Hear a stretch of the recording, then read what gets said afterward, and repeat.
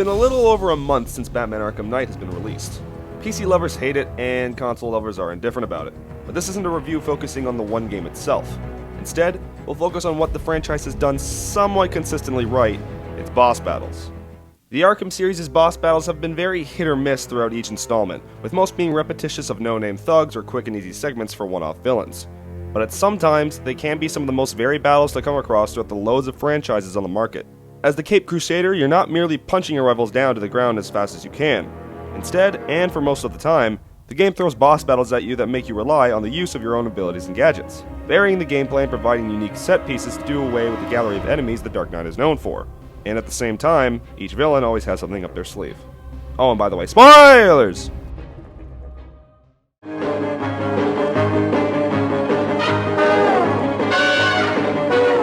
Considered by many as the quintessential superhero game, let alone Batman game, Batman Arkham City is full to the brim with content. Trophies to unlock, Riddler items to find, challenges to complete, and a story whose objectives are very Inception-like, but fun nonetheless. After Batman is poisoned with the Titan formula, he's eager to search for a cure to save his life. It turns out that before saving him from the Penguin, Mr. Freeze had already been working on a cure to wipe out the disease plaguing both Batman and the Joker. However, Mr. Freeze is in need of a restorative blood sample to complete the process. And enter Ra's al Ghul. Now healed by a temporary antidote, Batman is forced to partake in a trial of tests. After Batman succeeds, he refuses to kill Ra's and succeed him as the head of the demons. I will never kill. Not even you. What? You lied to me. I needed a sample of your father's blood. This was the only way. In doing so, Ra's al Ghul has no choice but to fight the Dark Knight as over the top as he can be. The fight itself is vastly different from the standard Titan thug brawls we're used to seeing. The scope of the playing field is massive, offering the player a much needed amount of space for hand-to-hand combat. But the highlight of the battle is certainly the massive overload of Raz's abilities. Occupying center stage, Raz throws almost everything he has at you.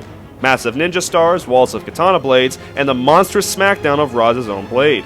Maneuverability and quick and pinpointed use of your electrical charge is a sure way of taking this old-timer down. However, couldn't have Raz shielded himself a little better? Never leave an opening, man, that's just Boss Battles 101.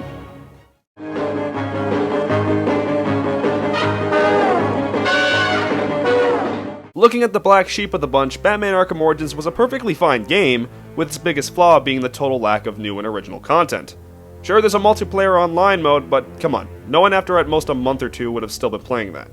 However, the story did consist of some neat missions and, more importantly, some decent boss battles. While playing through the game, I would have thought that nothing would have topped Deathstroke's fast-paced melee, but playing further, I discovered an opponent much more thrilling and action-packed. And what do you know, it's a battle against a guy who flies around pretending he's a bug with burns on 90% of his body. Origins is chocked full of action-based set pieces, but Firefly's battle is one that reaches real comic book-esque status. With a mix of platforming, hand-to-hand combat, and use of Batman's multitude of gadgets, fighting Firefly is one hell of an adventure. I mean, for fuck's sake, the entire battle takes place on a bridge after Batman disarms several bombs. How more hyped can you be for a battle?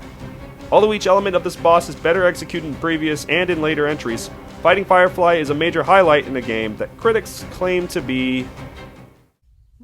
Yeah.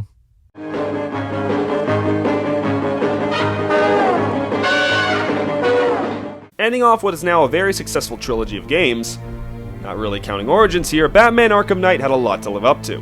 Although in my opinion it doesn't reach the enjoyment I had with Arkham City, and even Arkham Asylum for that matter, they're certainly fun to be had, especially with the admittedly overused Batmobile. After vanquishing Gotham City of Scarecrow's fear toxin, Batman then proceeds to find and rescue Commissioner Gordon. However, the Arkham Knight traps the Caped Crusader in an underground construction site. And next is one of the best uses of the Batmobile in the entire game. Much like the final Bane fight in Arkham Origins, only on a much larger scale, the Arkham Knight's drill is a beast of a boss. Using the Batmobile to lure the Knight's drill into tunnels of dynamite, this makes for the biggest mix of hide-and-seek and tag you'll ever play. At times, this battle can put you at the edge of your seat, considering that any major fuck-up can send you straight into the drill's reach, ensuring an automatic death. With flawless driving skills and multiple escape routes, facing off against this thing is surely a way to bring your heart rate up a bit.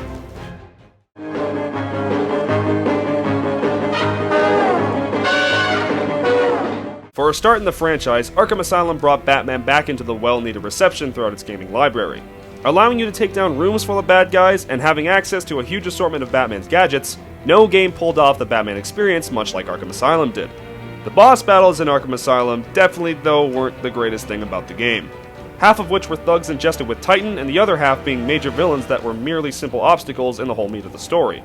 However, there is one exception. Scarecrow's nightmare illusions were definitely the highlight of an already fantastic game. After ingesting fear toxins several times at different points throughout the game, Batman is transported to a hellish assortment of platforms and obstacles, in which he must maneuver across to take down Scarecrow. Although you encounter these segments more than one time, I can't help but combine both onto this list. There's just something so unique about these segments that sets them apart from the rest of the game. Combining a mix of platforming and stealth, with it ultimately ending in a glorious brawl against sword-wielding skeletons, the Scarecrow hallucinations are a trip worth experiencing. Even if the image of Bruce Wayne's dead parents kinda creeps you out a bit.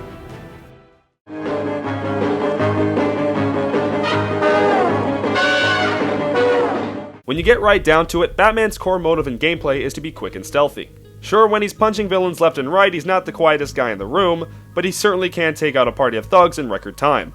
But in comes Predator Mode, a mechanic that allows you to be as stealthy as you can be to take down every armed thug within range, and the options you have are more than you can simply count on all 10 fingers. And what a way to incorporate such a mechanic than in a clever little boss battle. As Batman obtains the blood needed for the cure of the toxin, he then confronts Mr. Freeze. As Mr. Freeze completes the cure's process, he informs Batman that he is tired of doing what he says, and destroys one of the 2 antidotes right in front of him. Batman, pissed off as the toxin is slowly eating him from the inside, then dukes it out with Mr. Freeze in a stealth-based barrage of takedowns. What I think makes this boss battle near perfect is how well the knowledge of Batman and his gadgets is implemented. You can't just simply take down Mr. Freeze using the same tactic over and over. Instead, you need to have knowledge of the multiple ways Batman can subdue and incapacitate a foe. Replaying this on New Game Plus, you are made to use even more options in taking down Mr. Freeze than in your first playthrough, allowing you to think outside the box and even discover new ways of knocking down enemies. This battle allows Batman to perform at his stealthiest, while providing many uses of his gadgets he has equipped with him at the time. And after every option, Batman can release a serious beatdown on Mr. Freeze. And ultimately, each element certainly makes this battle the finest in the series, and even one of the best in the past several years. This is BLB2122, and although Batman's track record of games isn't the greatest, they're certainly a hell of a lot better than Superman's.